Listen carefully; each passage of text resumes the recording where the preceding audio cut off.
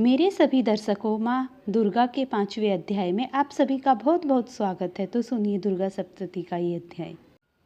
मैधा ऋषि कहने लगे, हे सूरत, प्राचीन काल में शुंभ नशुंभ दो असुरों ने अपने बल और अहंकार से इंद्र का राज्य छीन लिया।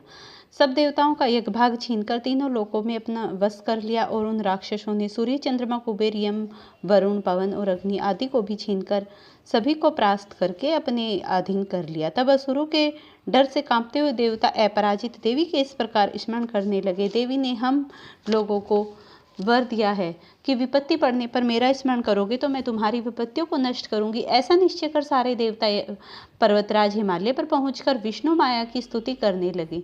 देवता बोले, देवी, महादेवी तथा शिवा को हमारा नमस्कार है। प्रकृति और भद्रकाली को हम लोग प्रणाम करते हैं।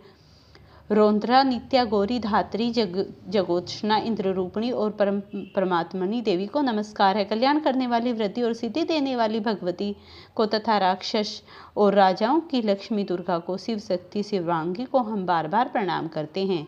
संसार सागर को पार करने वाली दुर्गा, संपूर्ण जगत की सृष्टि करने वाली और सर्वकारणिक ख्याति देवी को हम बार बार नमस्कार करते हैं। समस्त दुखों को दूर करने वाली अतिरौद्रा अर्थात अविद्या रूप से संसार में प्रकृति में प्रवृत्त कराने वाली देवी को विनीत भाव से हम बार बार प्रणाम करते हैं।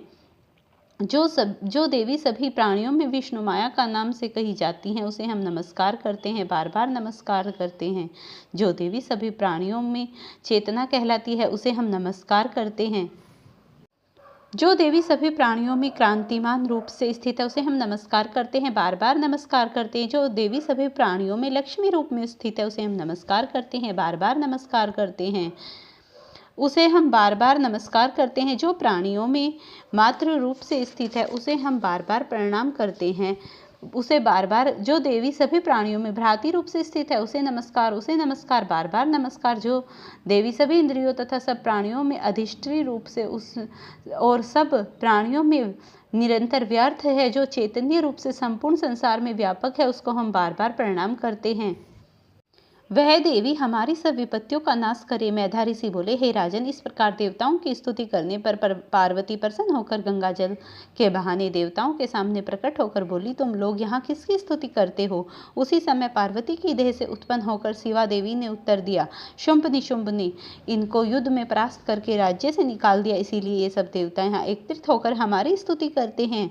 शिवा देवी पार्वती के शरीर कोष से निकली थी, इस कारण लोकों में कौशिकी नाम से प्रसिद्ध हुई। पार्वती की देह से जब कौशिकी निकल आई, तब पार्वती काली हो गई। हिमालय पर्वत पर रहने के कारण काली का नाम प्रसिद्ध हुआ। देवयोग से शुंभ निशुंभ के सेवक को चंड मुंड ने परम सुंदरी अंबिका को देखा। उन दोनों ने जाकर शुंभ से कहा, एक परम सुंदरी स्त्री हिमालय पर्वत पर बैठी है, वह अपने तेज से उस पर्वत को प्रकाशित कर रही है। हे सुरेश्वरी, वैसा रूप आज तक हमने किसी का नहीं देखा।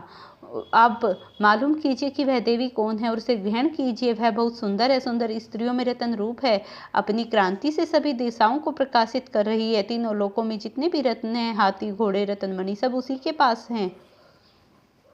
जो सब निधियों में श्रेष्ठ है, उसे भी आप कुबेर से छीन लाए। समुद्र ने डर से फूले हुए सुंदर कमल की कंजालिनी माला आपको दे दी। वरुण का छाता जो स्वर्ण के समान चमकता है, वह भी आपके घर में है। प्रजापति के पास जो उत्तम रथ था, वह भी आपके पास है। यमराज की उत्तराक्रांति नामक शक्ति भी आप छीन लाए। वरुण का पास भी आपके पास है।